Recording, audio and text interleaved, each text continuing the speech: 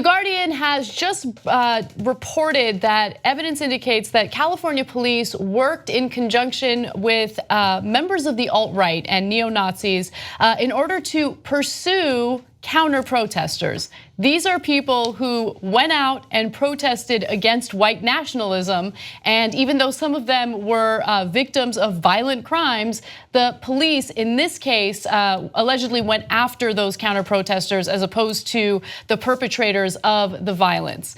Now, California police investigating a violent white nationalist event worked with white supremacists and sought the prosecution of activists with anti-racist beliefs. Now, there is evidence to support these claims because there were 3 individuals who were the counter-protesters who apparently got arrested during this rally that took place in Sacramento, California in June of 2016. Now, as soon as they got arrested and they were dealing with the legal system, they lawyered up. And their lawyers were able to find audio recordings involving a police officer literally speaking to a white nationalist who was in custody at the time and essentially letting that white nationalist know, we're going after these counter-protesters. I'll get to those details in just a second. Now, the records, which also showed officers expressing sympathy with white supremacists and trying to protect a neo-Nazi organizer's identity, were included in a court briefing from 3 anti-fascist activists who were charged with felonies after protesting at a Sacramento rally. Now, the cops are alleging that they weren't cooperating with them, and the way that some of them got charged is unbelievable. There was a black protester who was stabbed in his abdomen, and they were attempting to prosecute him, even though he was the victim of the violence. Steve Grippy, Chief Deputy District Attorney prosecuting the case in Sacramento, denied the claims, noting that his office had filed charges against 1 member of the Traditionalist Workers' Party, or TWP, the neo-Nazi group that organized this particular rally. So in one phone call with Doug McCormick, identified by police as the TWP affiliate who acquired the permit for the Sacramento rally, California Highway Patrol investigator Donovan Ayers warned him that police might have to release his name in response to a public records request. The officer said he would try to protect McCormick. Okay, here's his exact quote. I'm gonna suggest that we hold that or redact your name or something until this gets resolved, he said to the suspect. And he also requested records of the permit and noted, if I did, I would tell you. So he didn't know who had requested his name, and he's like, if I knew, I would tell you. Okay, so let me be clear about the context of all this. So in that case, the guy's going to organize a rally. I'm not, and you can disagree with me, but I'm not that bothered that he's saying, look, I get it, you're part of this white supremacist group and people are gonna wanna know who you are and you're requesting the permit, and we'll keep your identity hidden. I don't know if that's the legal thing or not, and if it turns out that's not legal, then I withdraw what I just said, right? And then he goes a little extra by saying, hey, don't worry, if anyone tries to find out your identity, I'll give you a heads up. I don't think you have to do a neo-Nazi that favor. So, okay, but if that's all that was, I'd say, okay, that's bad, but it's not the end of the world, okay.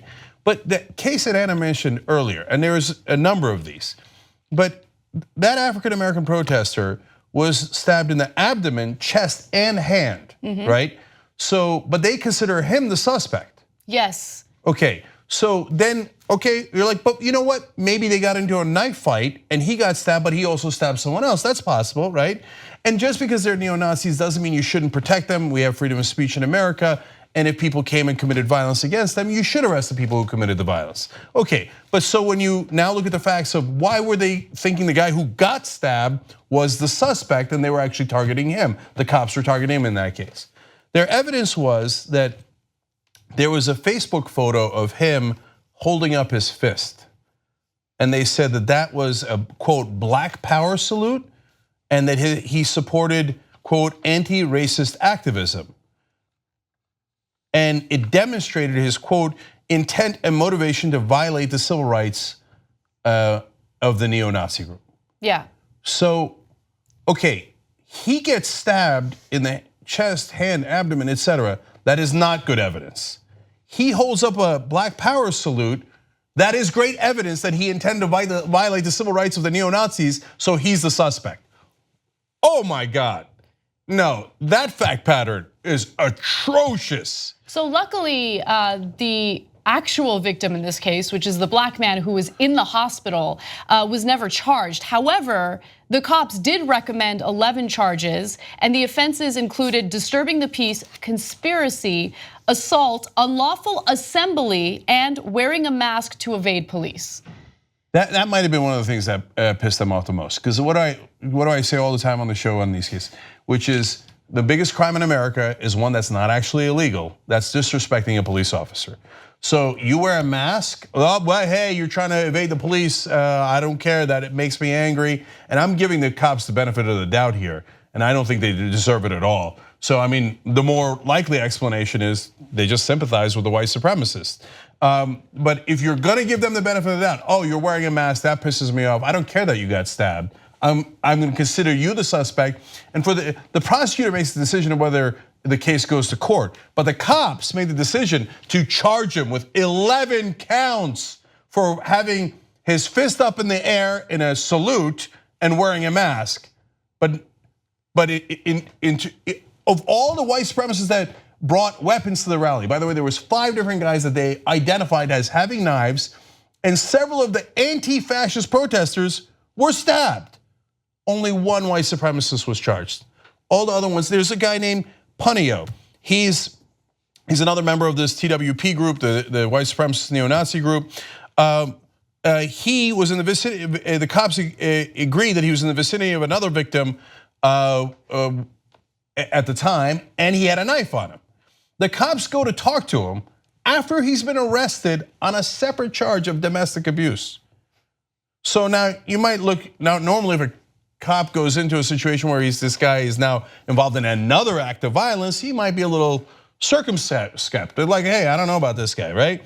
No, the cop goes in and says to him while he is in jail that, can you help me to identify your counter protesters so that I can get them instead of you? And he says, quote, we're pretty much going after them.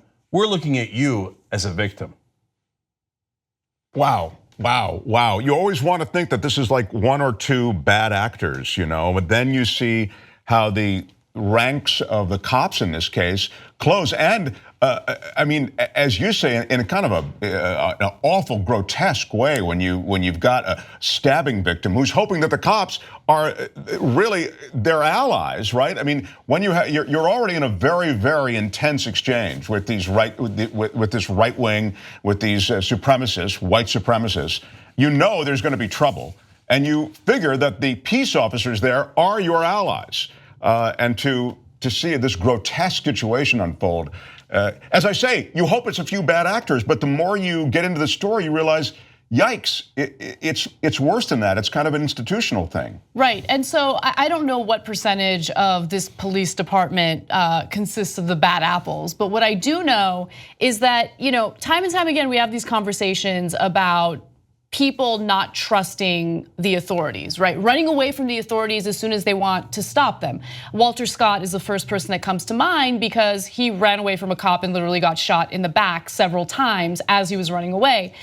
This is the reason why there is some portion of the population that doesn't trust local authorities, because in this case, you have counter protesters who are not feeling protected. They don't feel like their local police are there to protect and serve. In fact, they feel like they're counterproductive more than anything, and they're going after them with, potential prosecution because they have the audacity to practice their First Amendment right and counter protest these white nationalists. Again, who were the ones with the knives? Who were the ones who got stabbed and sent to the hospital? It's just insane to see this happen. And by the way, this isn't just unique to California. What we're noticing with similar rallies and protests throughout the country is that cops will work with the alt-right or these neo-Nazis in order to identify the counter-protesters. So another example is this. Let's go to graphic 38. US prosecutors targeting anti-Trump protesters in Washington, D.C. This was during the inauguration, relied on video evidence from a far-right group with a record of deceptive tactics. So we know that we know personally from personal experience that they lie, they put out fabrications, and to know that the cops rely on that to arrest protesters who spoke out during the inauguration is scary stuff. At an Oregon alt-right event, police allowed members of a right-wing militia-style group to help officers arrest an anti-fascist activist, and this is all reported by The Guardian. And so, look, we on the left don't want violence. So people that are both in the mainstream and in the left wing say, if you're an anti-fascist, don't commit acts of violence. It's a terrible, terrible idea. And if they had evidence on them, should they be arrested? Of course, you can't commit acts of violence. Now, but look at the propaganda. It makes it seem like the Antifa guys are the violent. Wait a minute, in Charlottesville, who killed who? It was the neo-Nazi guy who killed the anti-fascist, anti-racist protester and injured dozens more. So, and in this case, here's another case, Yvette Falarca in the same protest that we've been talking about here. She's a Berkeley teacher and an anti-fascist organizer. She was stabbed and bludgeoned in the head, and they went after her as the suspect. I mean, but why would you make that assumption? What a bizarre assumption. If I was a cop and somebody comes to me and you're bleeding and you got a thing, a knot on your head, I go, oh, what have you been up to? And to me, like the clincher was the thing I read to you before, that their so-called evidence was, oh, he did a Black Power salute. Right. Even though he's been stabbed over and over again, we're gonna go after him. So, but the right wing puts out the propaganda that Antifa is the violent ones. And in this protest, they put out the propaganda that Antifa was the right-wing ones. And now, unfortunately, aided and abetted by some of the cops there. So that what do you hear? You hear the guys who got stabbed were the violent ones. Yeah, and if you look at the neo-Nazi propaganda and you look at the philosophy underlying the neo-Nazi movement, it's a violent philosophy. So when you put that up against the Antifa movement, which is really, and again, I understand I'm biased against neo-Nazis, sorry, but I mean, even on just the merits, you know that you have essentially an unarmed group, or certainly a far less committed to violence type group on the left than you do on the neo-Nazi right. And so if you were just going in and working on a presumption, I would presume that the violence will come out of the neo-Nazis. They're the ones, as it turns out, who are armed in overwhelming numbers versus the Antifas. So again, just objectively looking at this before the game begins, you have to know that the violence is likely to come from there. And then to the basic point, violence is unfortunately a likely result. You always feel good when these things settle out, and there hasn't been any. And that's why the cops and their neutrality is so very important. Mm-hmm. And so to think that they aren't, at the end of the day, in neutral in any way, again, it's profoundly disappointing. Yeah, and we're having these insane conversations in America now about like, well, I mean, there are very good people on both sides. No, look, if you're a neo-Nazi, you signed up to be associated with Nazis after they murdered 13 million people. That's right. Like that you thought, oh, that's a good thing, I'll sign up for that group, right?